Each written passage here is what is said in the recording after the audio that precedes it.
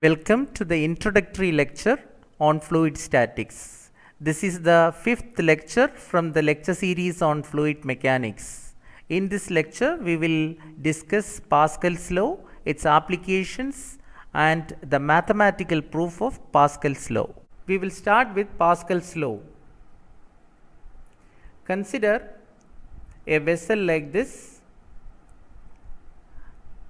Let it contain a fluid which may be a gas or a liquid. The vessel is fitted with a piston. Piston has an area of cross section capital A. Let a normal force F be applied on the piston. We know that pressure is the normal force per unit area. So here the force exerted is F normal to the area A. So F divided by A is the pressure.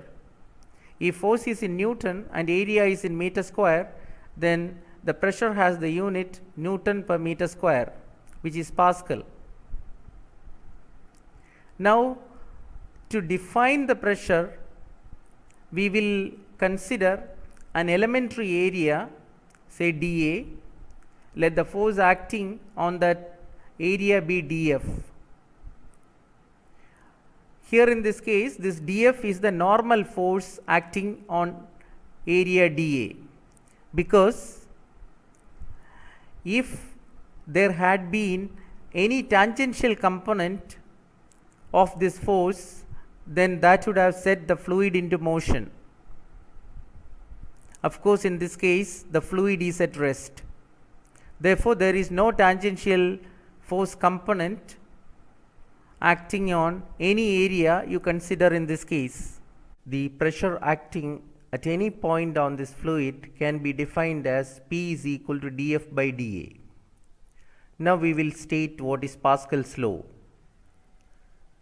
Pressure at a point in a static fluid has the same magnitude in all directions.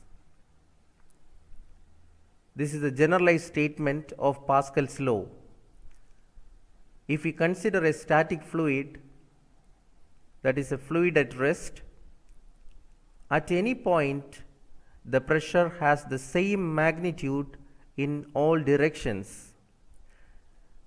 If you consider Px is the pressure in the x direction, Py the pressure in y direction, Pz is the pressure in the z direction, and Ps is the pressure in any arbitrary direction at the same point, then Px will be equal to Py is equal to Pz, that is equal to Ps. Now consider this case. Pascal's principle states that the pressure applied to an enclosed fluid is transmitted undiminished to every point in the fluid and also to the walls of the container in the absence of gravity. Remember, pressure is a scalar quantity, even though force is a vector. Pressure is compressive in nature. The force due to pressure always acts normal to the surface on which it acts. Pascal's law has great consequences. It is the working principle of many useful hydraulic devices such as hydraulic jack, hydraulic press, hydraulic lift, hydraulic crane, hydraulic brake, and so on.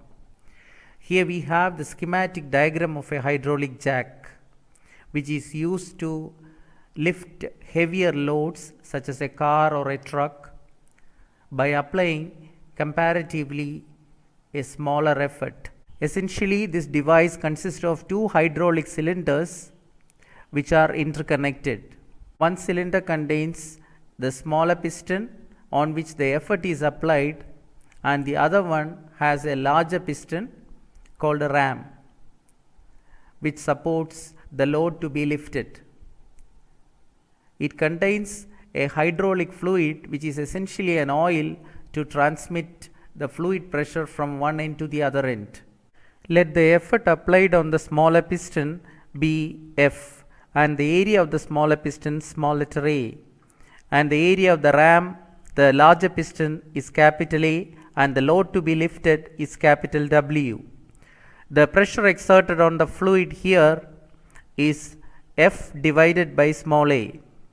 And according to Pascal's law, the same pressure is transmitted undiminished to every point in the fluid, and therefore the pressure on the ram is also equal to P, the same pressure P, which is equal to F divided by A, and the pressure acting on the ram can be found out by the load supported W divided by area of the ram.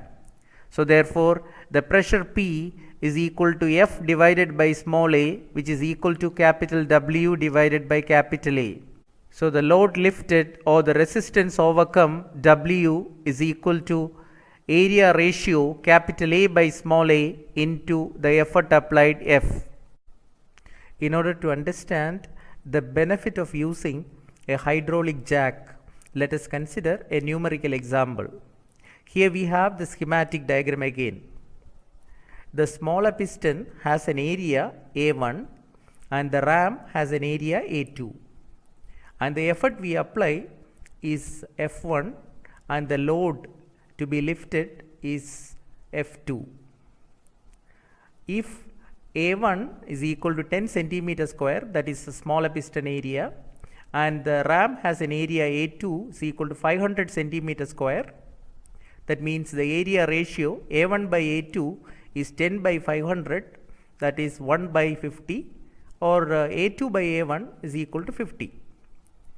So here the load to be lifted is 1000 kilogram force. Let us say we have to overcome a weight of 1 ton, that is 9810 Newton. So what is the effort required to be applied? F1. So we know that using Pascal's law, the same pressure that is being transmitted, so the pressure P is equal to F1 by A1, that is equal to F2 by A2. Therefore F1 is equal to A1 by A2 into F2. Here A1 by A2 is 1 by 50.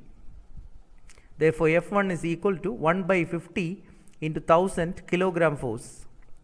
So that is effort to be applied in order to lift a load of 1000 kilogram force or 1 ton, that is just 20 kilogram force, or in Newton 196.2 Newton.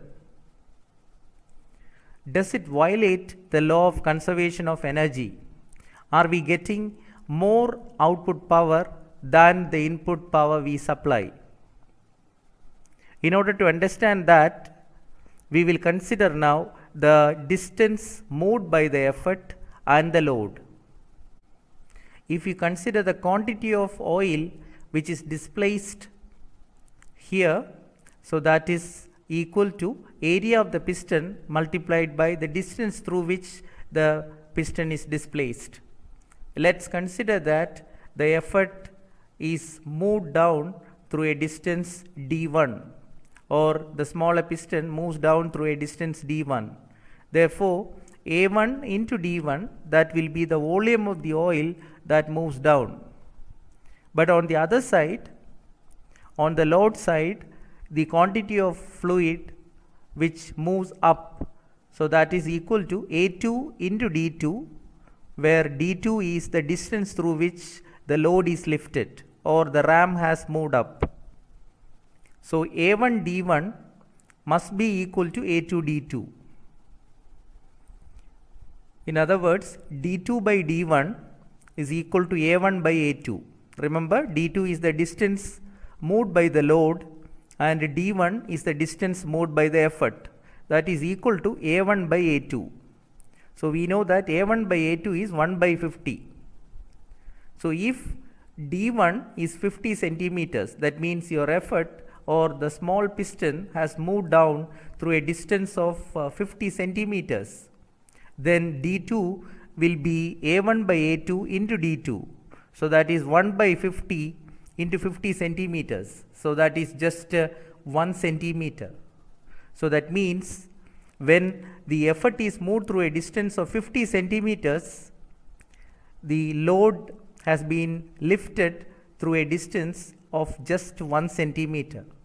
In other words, by using a hydraulic jack, it is only the force that is getting multiplied. Neither the energy nor the power. Let us now prove Pascal's law. That is, the pressure intensity at a point in a static fluid has the same magnitude in all directions. For that purpose, we will consider a wedge-shaped element which is infinitesimally small from the static fluid. So, which has the shape of a triangular prism like this. Let's assume that this infinitesimally small element has dimensions delta x, delta y and delta z. That is delta x along the x direction and delta y along the y direction and delta z the dimension of the element along the z direction. So, here we have the triangular plane, the base is delta y, the altitude is delta z and the thickness of the prism, that is delta x. The inclined plane, that is ABDC, now that is having the length AB and DC equal to, let us say, delta S. We have to establish the equilibrium of this fluid element. So, we have the force due to the pressure in x direction, y direction, z direction and the arbitrary direction, that is S direction. So, Py, Px, Pz and Ps, and we have to prove that Px is equal to Py is equal to Pz is equal to Ps. Now, other than the pressure forces acting on the element, now we have the self weight of the element. For that purpose, we will find out the volume of the element. So, let us say delta V is the volume of the element. Being a triangular prismatic shape, we can now find out the volume as the area of the triangle multiplied by the thickness.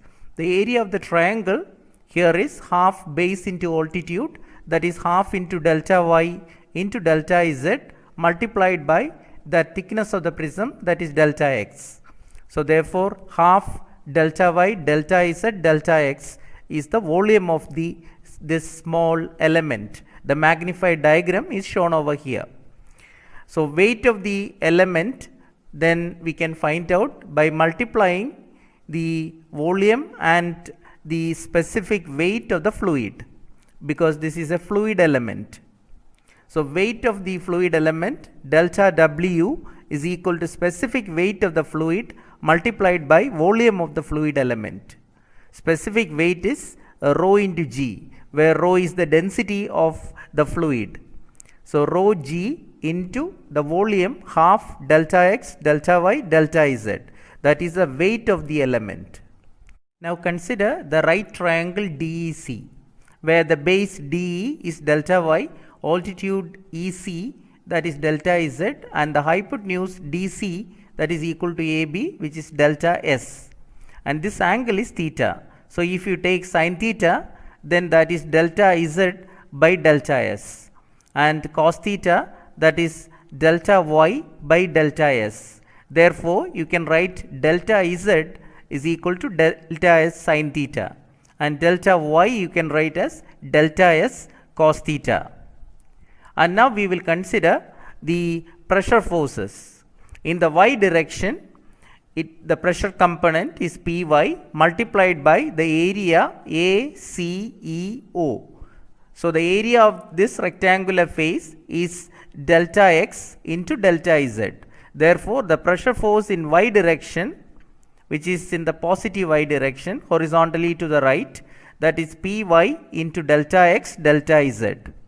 And now we consider the pressure force in z direction, that is Pz is the pressure component multiplied by that area normal to that component, that is DEOB. So, the pressure intensity Pz multiplied by the area of this horizontal rectangular face DEOB, that is delta x delta y, that is Pz into delta x delta y, that is the pressure force in the z direction that is acting vertically upward. Now, you consider the pressure component Ps acting on this inclined surface and the area of the inclined surface is ABDC, and that is delta x delta s. So delta x delta s is the area of the inclined surface, and the pressure acting on it is Ps. Therefore, the normal force on this inclined rectangular face is Ps into delta x delta s. Now we will consider, for the sake of simplicity, the two-dimensional diagram. So if you consider a front view normal to the x direction, then this is the triangle. So this triangle, the base is delta y and altitude is delta z and the hypotenuse is delta s, and this angle is theta. And now you consider the forces. The pressure force in the y direction, we have already considered that Py into delta x delta z, and the pressure force in z direction, that is Pz into delta x delta y, and the normal pressure force on the inclined plane, that is Ps into delta x delta s. Now the fourth force is the self weight of the element, that is this rho g into half delta x delta y delta z, that is delta w, that is the self weight of the element. Now these are the four forces. Now we will consider the equilibrium of the element. Now we will consider the algebraic sum of the forces acting on the fluid element in the y direction is equal to 0. That is one of the equilibrium condition. So sigma Fy is equal to 0. So in the y direction, now this Pz into delta x delta y, that is vertically upward, so that will not contribute. So here you consider the horizontal forces. So the horizontal direction here is designated as y. So therefore Py into delta x delta z, that is positive in this direction, and a component of this Ps into delta x delta s, that is the pressure force on the inclined plane. So the horizontal component of that force, remember here the horizontal direction is y, it is not x. So Ps into delta x delta s multiplied by sine theta, because when you mark the angle here, this normal force will be inclined at an angle theta with the vertical direction. Remember, this wedge angle here is theta. The forces acting in the y direction are Py into delta x delta z, that is positive, and Ps into delta x delta s sine theta, that is in the negative y direction. Therefore Py into delta x delta z minus Ps into delta x delta s sine theta is equal to 0. We know that delta s sine theta is equal to delta z. So therefore Py into delta x delta z is equal to, you take this to the other side and simultaneously substitute for delta s sine theta, that is delta z. So therefore you will get Py into delta x delta z, that is equal to Ps into delta x delta z, and delta x delta z is common on both sides, so that can be cancelled. So what you will get is Py is equal to Ps. Next we will consider the equilibrium condition sigma Fz is equal to 0. For that purpose we will consider the components of forces on the fluid element in the z direction. That is, the upward vertical force is Pz into delta x delta y, and the self weight of the fluid element is delta w, and along with that we have a component of the normal force on the inclined plane, that is Ps delta x delta s, and the component, the vertical component of that force, that which in this case is Ps into delta x delta s into cos theta. So that component also will be acting in the vertical direction. Pz delta x delta y is vertically upward and the other two components are vertically downward. So therefore Pz delta x delta y is positive, then Ps delta x delta s cos theta is negative, then delta w is also negative, and that is equal to 0. So what you can do is delta s cos theta can be replaced by delta y. So you can write Pz delta x delta y minus Ps delta x delta y minus, then delta W can be replaced by rho G into half delta X, delta Y, delta Z. That is, you can replace the self weight of the element. Even if we have found out this self weight, this involves the product of three minute quantities, three infinitesimally small quantities, delta X, delta Y and delta Z. So product of three infinitesimal quantities will be even smaller. In short, what we get is Pz delta X delta Y minus Ps delta X delta Y is equal to 0 if you neglect the self weight being a very negligible quantity.